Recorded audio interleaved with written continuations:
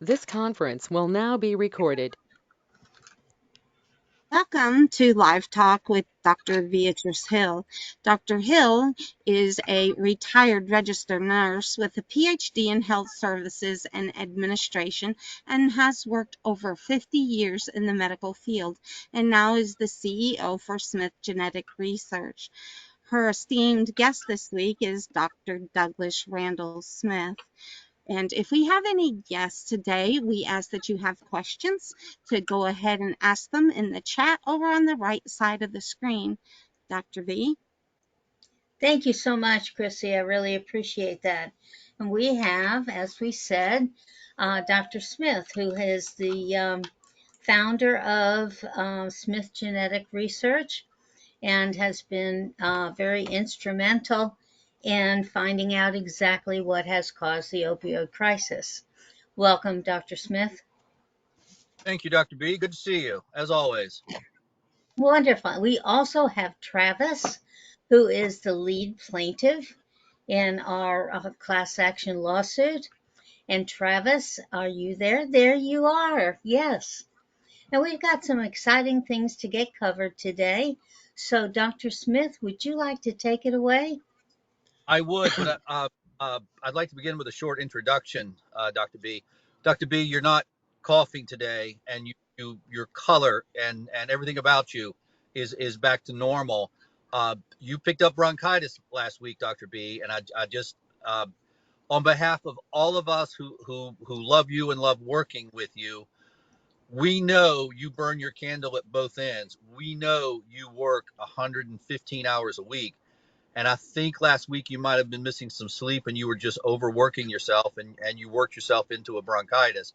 And I hope over the weekend you got some rest. And Dr. B, please take care of yourself. Thank you so much. I really appreciate that. Really do. And I love what I do, so it's something very special to me, and to be part of this wonderful team that is going to solve the opioid crisis means more to me than anything in this world. Well, Dr. B, And thank you. we're gonna throw a scenario at you today. Okay. Travis and I are gonna work together. Okay. Travis has no heads up on this. This is gonna be on the fly. Okay, you're watching how science is done. Our viewers are going to see how a scientific hypothesis is created. Travis, what you said last week about losing your friend, your childhood friend, and again, condolences. But what you said about your childhood friend, it really stayed with me over the weekend, and I did some research, um, which is what I do when something stays on my mind. And I'm gonna throw some things at you today, Travis, and we're gonna bounce them back and forth. I am not asking you to believe what I say. In fact, be a little resistive, and let's let Dr. B watch the dialogue.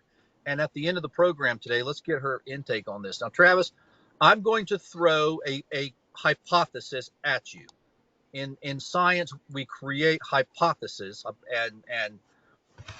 and we test them, and that's how we advance science. Now, Chrissy, when you get a moment, please, the catecholamine slide number one, which is the one that shows Travis. Wow, that was fast. Thank you, Chrissy. Travis, as you can see there, if I'm not mistaken, you're participant number 700. You were one of the volunteers in this clinical trial.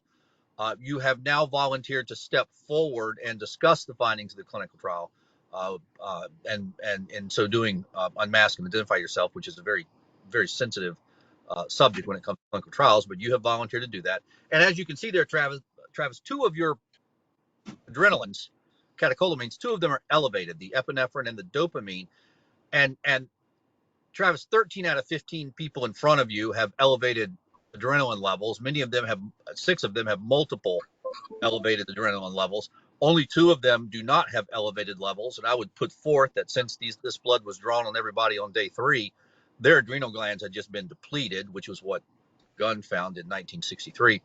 But Travis, everybody in that study, including yourself, your body was just soaked just soaked in adrenaline for days. And I'm going to put forth that the adrenalines, the catecholamines, epinephrine, norepinephrine, and dopamine, I'm going to put forth that they are among the most powerful organic molecules in the universe, which means these are really strong and powerful molecules. These molecules are intertwined with the very essence of life itself. You can find epinephrine receptors in single cell bacteria. You can find anything that moves will have one of these catecholamines. In the invertebrates, the insects, it's octopamine. In us, all the other vertebrates, it's norepinephrine, epinephrine, and dopamine. And Travis, I want to put forth that we begin looking at these molecules as survivor molecules. They help us survive. When the bear jumps out from behind the tree, we get a big surge of epinephrine. Okay. That surge in epinephrine is going to ensure that we don't go near that tree again. It's called avoidance learning. Okay. And Christy, if you would jump forward to the next slide, and on this next slide, we're going all the way back to the 1960s. And we're looking at some of the learning theories. And as you can see there, that is 1962. Okay, so we're going back to some very old basic scientific concepts. And Travis, can you see the title of that study? All I can see is adrenaline and avoidance learning. Perfect.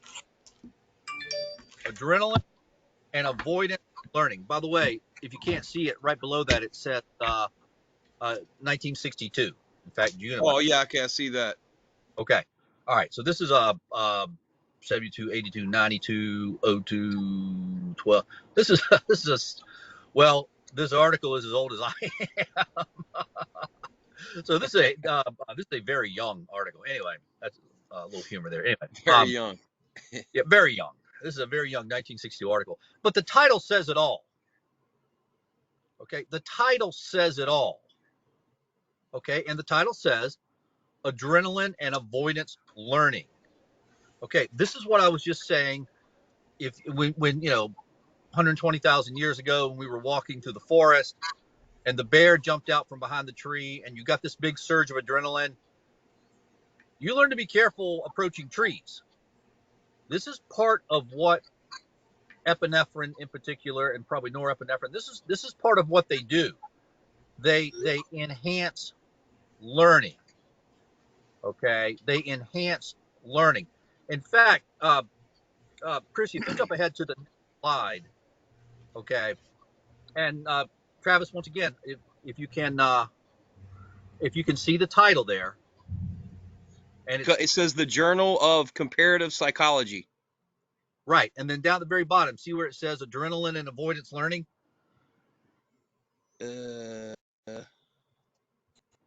Oh yes, at the very, very bottom. Yes, I see it. And Chrissy, let's jump ahead to the next slide when you get a chance. Thank you, Chrissy. And Travis, now the title's a little bit longer on this one. Okay. And I want you to see that, and we'll go through the title together. I want you to see this is from April of 2021. Yep. Epinephrine modulates memory of latent learning in the inhibitory avoidance task. Now, Travis, in reality, all those big words together pretty much say identically what the last two said. Right. Okay, but let's, and you see that this is from 2021. Yeah. Yes. So the science really hadn't changed, but they use a lot bigger words. But anyway, the point here is that clearly, from the scientific perspective, epinephrine has a role in learning, and if it and it's learning about something negative. Okay, the first two articles talked about avoidance. Okay, this article talks about inhibitory avoidance. Okay, these are some of the big terms that the psychologists and the neuroscientists use. Okay, but when something happens that gives you a surge in epinephrine has the ability to just burn that memory into your brain. Okay, now, Chrissy, we're going to keep you moving today. If you get a chance, Chrissy, can you jump back to that original catecholamine slide number 1? Okay, and Travis, this is a slide that you're in it. You're participant number 700, which really means participant number 7. And there are a total of 15 people who gave blood for this slide, and 13 out of 15 of those people had massively elevated adrenaline levels, catecholamine levels. And as you can see in the middle there, just a whole bunch of them, yourself included there, Travis, they had elevated epinephrine levels. Now, here we are learning that the psychologists and the neuroscientists, they believe that epinephrine helps you learn what to avoid. Are you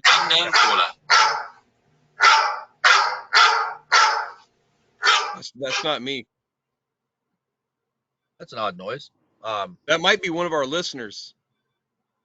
Could be. That's a good point. All right, but let's keep going. So, Travis, you see what I'm saying here? Or do you see what I'm saying here? What I'm saying here is epinephrine clearly helps you learn what to avoid. Right. Are you with me? Yep, I'm with you. Okay. Anything that causes a surge in epinephrine, your body is going to learn how to avoid that.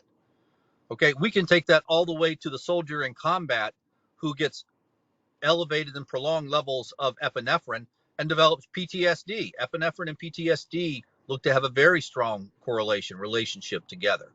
Okay. You can, some people even look at epinephrine as what causes PTSD. Why some people get it and other people don't know.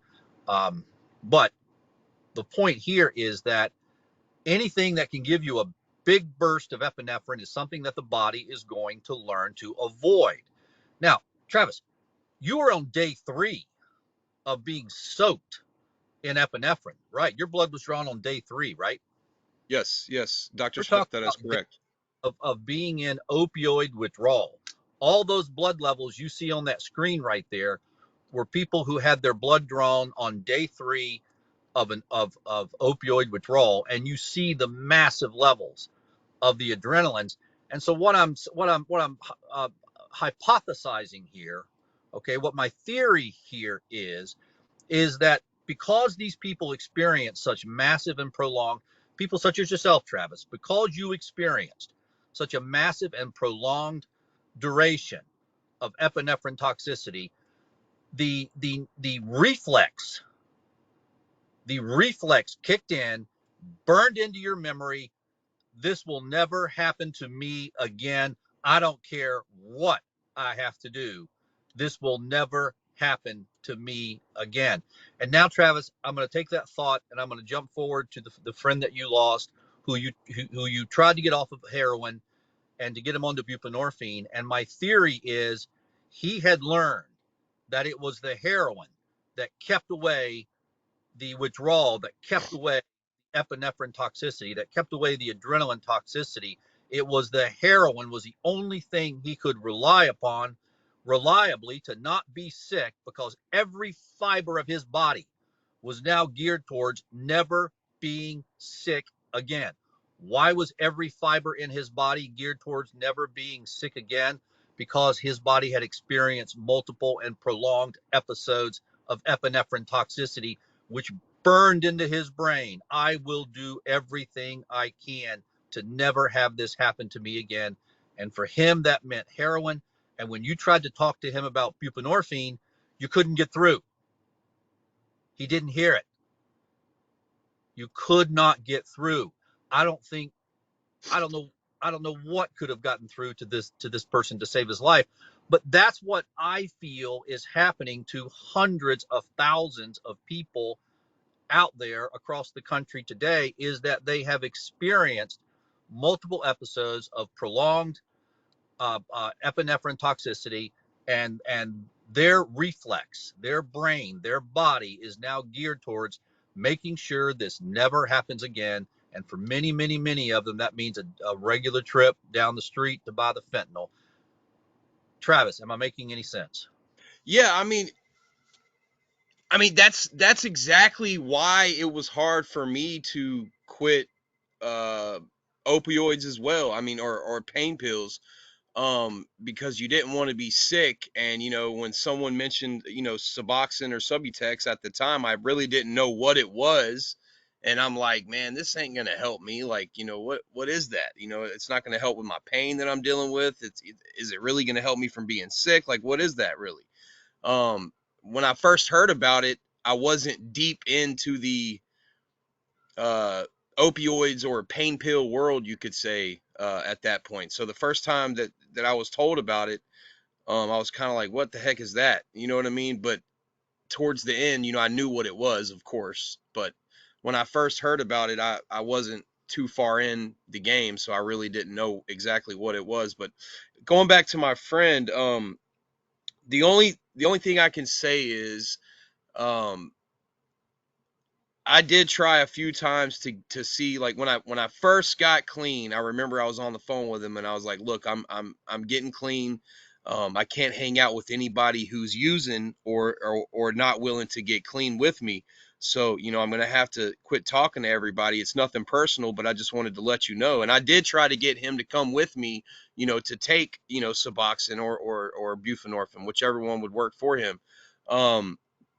But he didn't want to do it. Now his parents are saying that he was clean for a little bit and then relapsed, and then they think he overdosed. They're still waiting on the toxology reports, or the autopsy reports, or whatever you want to call it. I'm sure they did both, but I think it takes a few months to get back. I'm really not sure. Um, but if he was clean, I don't know if that was the case because he was already clean for a little while. But I know him, or I used to know him. I didn't know him when he died because we no longer hung out, but I would still try to keep contact with him, like on Messenger and stuff, to see how he was doing, but I never really went around him. Um, if he was clean, I don't know if that was the case, but I don't really think he was clean. I think he was just maybe covering it up a little better and lying to everyone, and he was still using, secretly. But it could be, he could have had the same feeling that I had whenever I was on opioids, pain pills. But only he knows that at this point, to be honest with you. But I mean, it's a good hypothesis. I mean, it's a good theory. It could be the same exact feeling as what I felt when I was on pain pills or opioids or whatever you want to call them. Um, but yeah, that could have been his problem. I mean, it could have been that. The hypothesis is that once a person's DNA has been altered, has been changed, has been methylated, and their body is now making nothing but abnormal opioid receptors, and these abnormal opioid receptors are no longer able to function normally.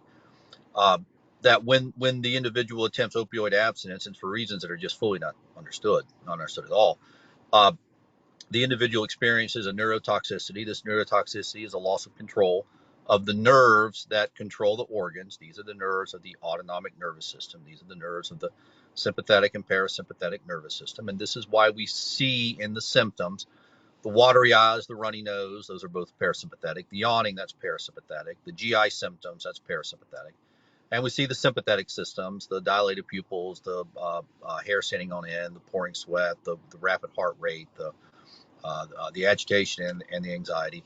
And if you lose control of your uh, sweat glands, that's uncomfortable. You lose control of your bowels, that's distressing. You lose control of your adrenal gland, and that thing will kill you, as you can see on the screen right there. There on the screen right there in the yellow, scientific evidence that these individuals had lost control of their adrenal glands. Okay, now there was no real problem with the adrenal glands. These people had normal adrenal glands. They lost control of the nerves that controlled the adrenal glands, and the adrenal gland just dumped all its contents, the epinephrine, the norepinephrine, the dopamine, into the bloodstream. And what we're saying is, we already know that particularly epinephrine is very strongly linked to learning, particularly avoidance learning. Don't do that again. Don't stick the fork into the electrical outlet again. Don't walk by the tree that the bear jumps out from behind. Don't do these things again. That's what epinephrine does. It teaches you, don't do these things again. And so our theory is that these people are trapped in this circle, this epinephrine created nightmare, where their entire body, their entire sense of being is now all about not being sick, to the point that they can't even, I'm going to put forth, they can't even control it. They can't control it because it's being driven by epinephrine. Travis, you experienced days of epinephrine toxicity. It would be irresponsible. It would be irresponsible to think that day after day after day, multiple episodes of adrenaline toxicity, epinephrine toxicity, it would be infantile to think that it's not going to have an impact. Travis, how could you expect to have those levels of epinephrine on day 3 of a withdrawal and not have an impact on your body, particularly your brain? That's where epinephrine does its magic, on the brain. Don't walk by the tree with the bear again. Don't stick the Yes. fork in the electrical outlet again. Don't let yourself go into withdrawal again. And for your Um, friend to not let himself go into withdrawal meant that he had to keep buying heroin. And for any yes. of us on the sidelines and judge him is just immoral. I'm sorry I interrupted you. No, I was actually interrupting you. I apologize, Dr. Smith, but I just wanted to point out something. If he was in the middle of withdrawal, then to answer your question, I 100% agree with what you're saying. If he was in withdrawal, now if he had already been clean for like a 3 weeks to a month, like his mother thinks, then he was no longer probably in withdrawal at that point. I mean, I'm not sure. I mean, I've never been in withdrawal that long before I went and got something, so I wasn't sick, so I couldn't honestly tell you. Um, and I got straight on buprenorphine because I couldn't afford to lay up somewhere and just be sick for I don't know however long it takes. I've heard it takes a long time, so I'm not sure. But um and then I don't think I could have done it anyways. I think I would have relapsed. I mean, I just at the time I was too far gone. But I uh I really believe if he was going through withdrawal at the time, what you're saying is 100% true. um Anyone going in withdrawal, like you are so sick, you are willing to do anything. Like when I was going through that 3-day trial, if something would have been around me where I could have got it to not be sick, I would have took it. I would have probably kicked in a door to get it. I mean, just in all honesty, like I even called my mother because I had her hold my medicine because I knew I wasn't going to be able to do it if the medicine was in my house. And I begged her, and she was like, nope, you made me promise. You said no matter what I said, I couldn't give you the medicine. And I mean, she didn't fold. I mean, she didn't give me the medicine, so she made me wait it out like I was supposed to for the clinical trial, basically. And Travis, just a little nuance here. Certainly, when someone is in withdrawal, they're going to do whatever they have to do to get out of withdrawal because it's such a horrible state. Yeah. Loss of control of the internal organs, autonomic dysfunction. I'm gonna take it a step further. That even before they go into withdrawal, okay, maybe while they're down just to a small number of pills left, and they know that Right. when that small number of pills are gone, they're going to be facing withdrawal. I'm putting forth that because they have been scarred, because they have been damaged, because they have almost a variant of PTSD because of the epinephrine toxicity that they've endured, that Right. even before they go into withdrawal, their brain is going to have them do things to make sure that they don't run out. Oh yeah, definitely. I've told you that before. Like, even when I got down to my last couple of pills in my bottle, and I knew I still had a week, before I got my next prescription, and I'm like, man, I'm gonna be really, really short here. I mean, you're already getting on the phone, trying to find something. I mean, you're thinking way before you run out, about being sick. I mean, so what you're saying is 100% accurate, because that's something that all of us who've been on opioids, we can all agree. I'm sure you could talk to as many as you want, and they're all going to say the same thing.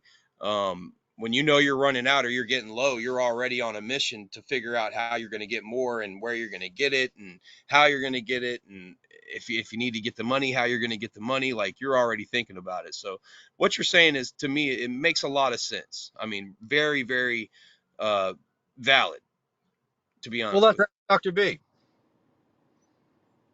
Dr. B, what do you think about this conversation? Is it possible that the epinephrine toxicity has driven a behavior into all of the people who have experienced this epinephrine toxicity? B, are we making any sense? Yes, you are making a lot of sense.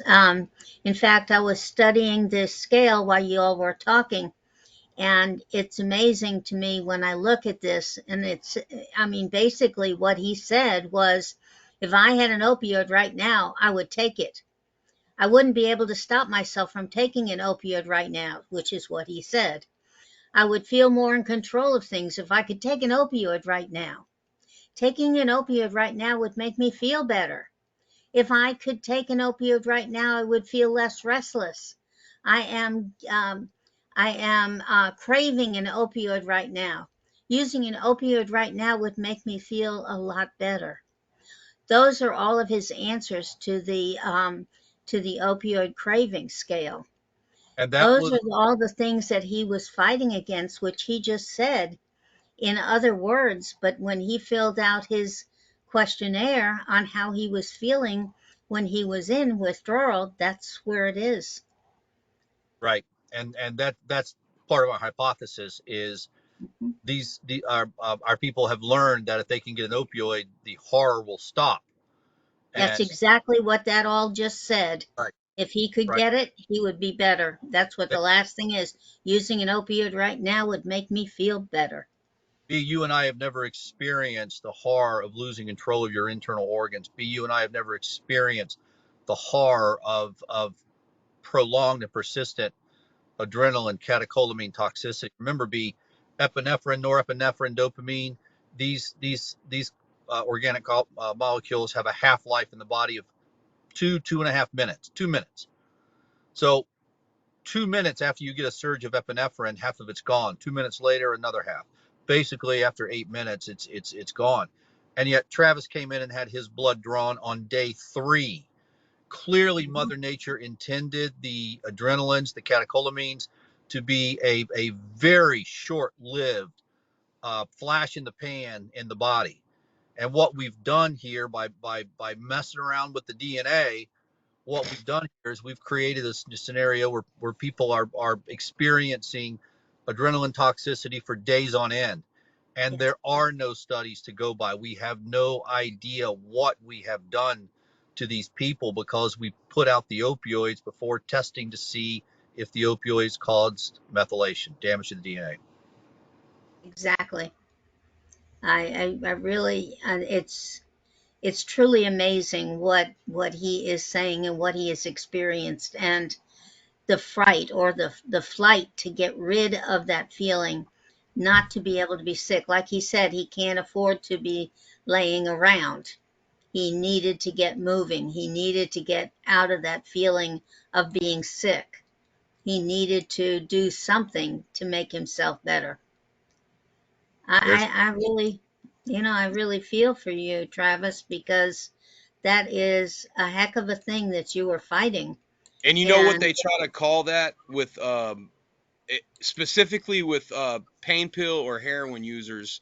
I don't know about fentanyl, but when I went there at the time, heroin and pain pills was real bad, and that's before I actually came to you about getting off of opioids and getting well. But they call that being a functioning addict is what they say, a functioning and addict. they Okay. specifically use that with, they say it's for anybody on anything that can go to work and function every day, but they were specifically telling people that were on heroin that were going to work every day and still paying their bills somehow, and I don't know, still making it all work out, that they were functioning addicts. I didn't like that word either, but that's what they call it. Functioning addicts. Well, that's Yeah. interesting.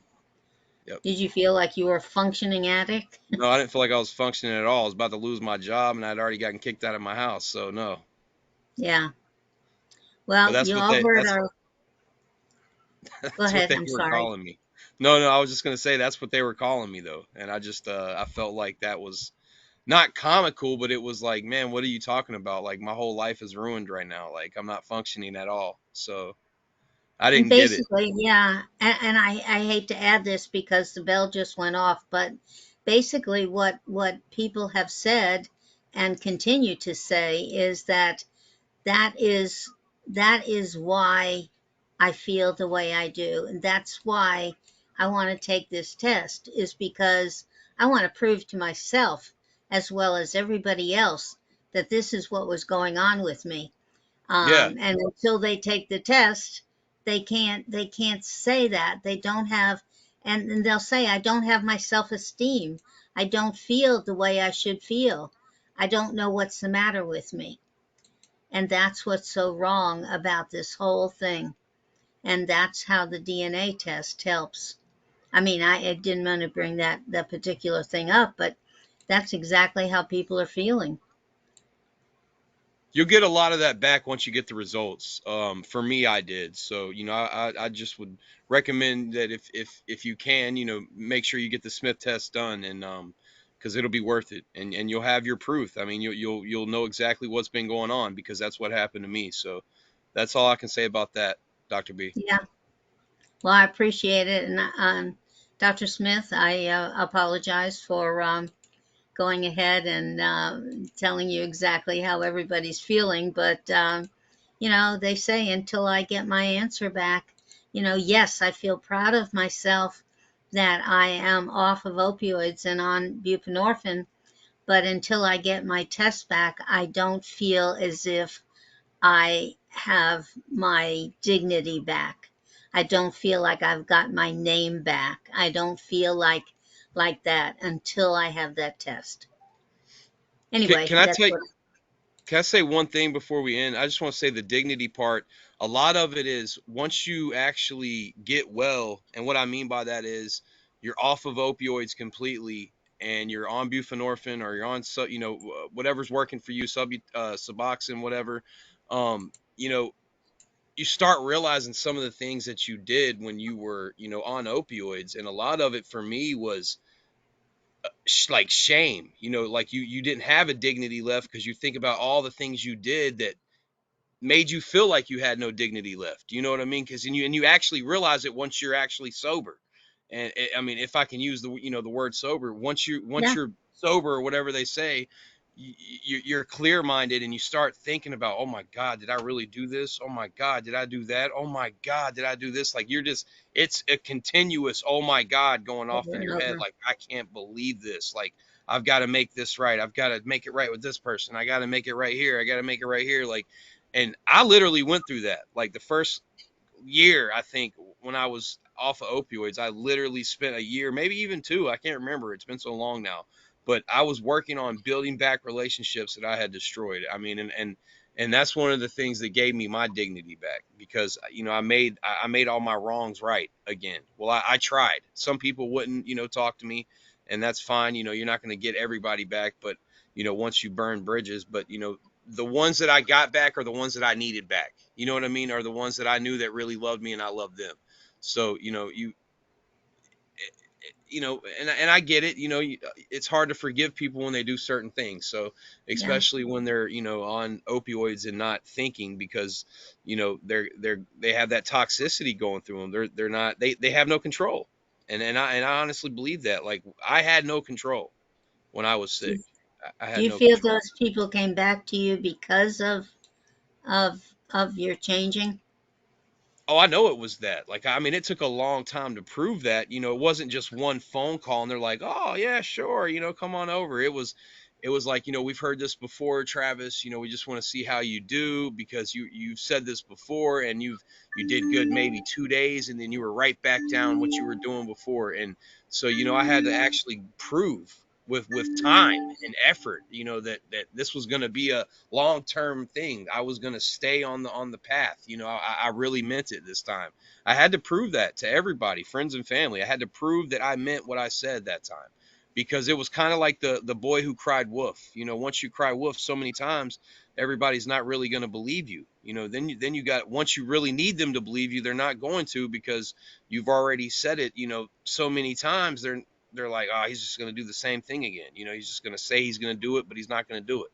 So, I mean, that's what it was like for me. And it's probably like that for most people, you know, so.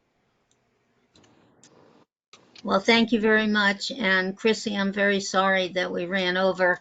Um, but I think it was important, and it's an important thing for people to know, and those people who still feel so down about the situation that they have been in.